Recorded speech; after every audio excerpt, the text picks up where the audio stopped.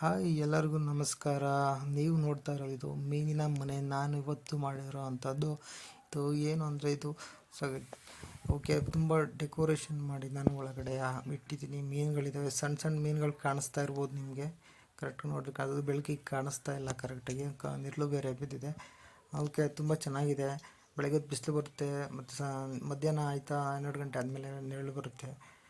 ಏನು ತೊಂದರೆ ಇಲ್ಲ ನೋಡಿ, ಓಡಾಡ್ತಾ ಇದ್ದಾವೆ ಅವುಗಳನ್ನ. ಇವು ಸೊಳ್ಳೆ ತಿನ್ನೋ ಮೀನುಗಳಾಗಿದೆ ಈ ಮೀನುಗಳು. ಇವು ತಂದು ನಾನು ಬಿಟ್ಕೊಂಡಿದ್ದೀನಿ. ಇವಕ್ಕೇನು ಊಟ ಗೀಟ ಏನೂ ಹಾಕೋಂಗಿಲ್ಲ, ಆರಾಮಾಗಿ ಅವೇ ಬದುಕ್ತವೆ. ಚಿಕ್ಕ ಮೀನು, ಇದುವರೆಗೂ ನಾನು ಅವಕ್ಕೆ ಏನು ಊಟನೇ ಹಾಕಿಲ್ಲ.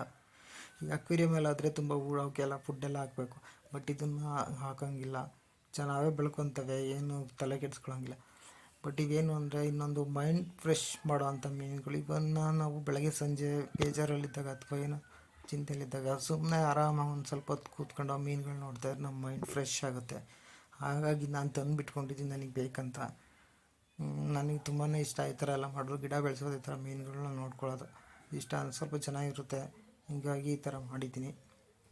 ಇದು ನಮ್ಮ ಅಮ್ಮನ ಪರ್ಮಿಷನ್ ತೊಗೊಂಡು ಈ ಟಬ್ ತೊಗೊಂಡು ಮಾಡಿದ್ದೀನಿ.